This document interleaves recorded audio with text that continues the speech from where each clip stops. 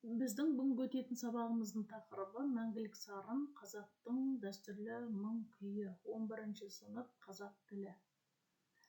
Оқу бағдарламасы бойынша оқу мақсаты 11.1.1.1 мәтін үзінділері бойынша болжам жасау, тиісті ақпаратты анықтай білу. 11.2.5.1 мәтіндегі негізгі ойды анықтау, берілген мәліметтер мен пікірлерді өңдеу және толықтыру. Бағалау критерийлері. Мәтін үзінділері бойынша болжам жасайды, ақпаратты дұрыс анықтайды.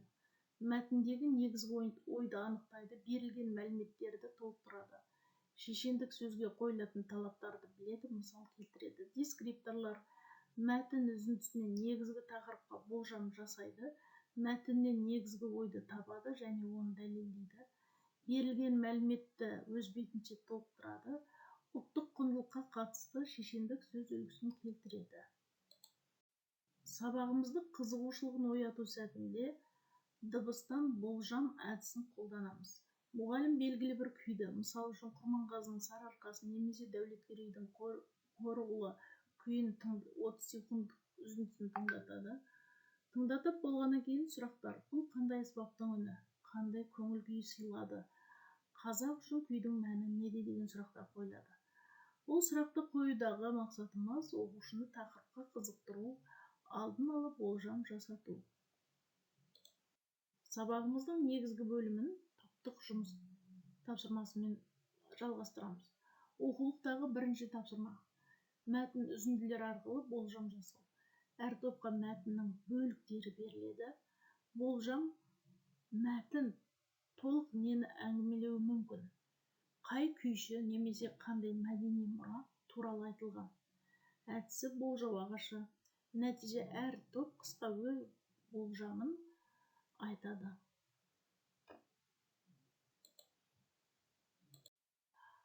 Жұптау жұмыс. Оқулықтағы екінші тапсырма: мәтіндегі негізгі ойды тезис түрінде жазу.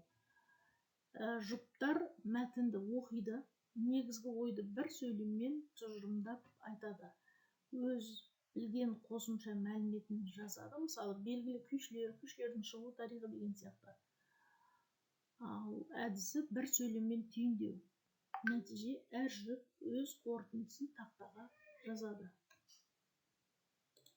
Үшінші орындалатын жұмыс жеке жұмыс. Тапсырма: қазақ күйі халық шежіресі тақырыбына шағын ой толғау жазу 70-100 сөз көлемінде. Мазмұнға күйдің тәрбиелік мәні, ұлттық рухты оятудағы рөлін ендіртіп жазу керек.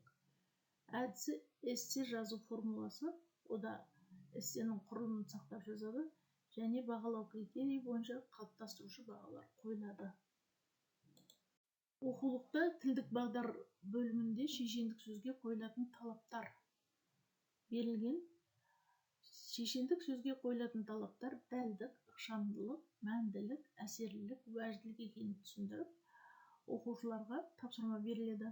Ұлттық құндылыққа байланысты бір шешендік сөз тауып, оған осы талаптар тұрғысынан қысқаша талдау жасау тапсырмасы беріледі.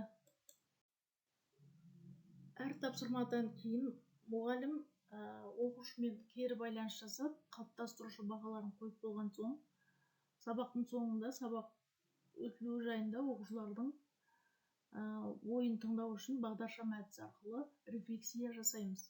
Жасыл: тақырыпты толық түсіндім. Сары: кей жерін түсіндім, бірақ әлі сұрағым бар. Қызыл: түсінуім қиын болды. Бүгінгі сабақ бойынша үй тапсырмасы: таңдаған бір қазақ күйінің шығу тарихын зерттеп келу және қысқаша ауызша баяндауға дайындалу. Шешендік сөз талаптарына сай 3-4 сөйлем құрап келу.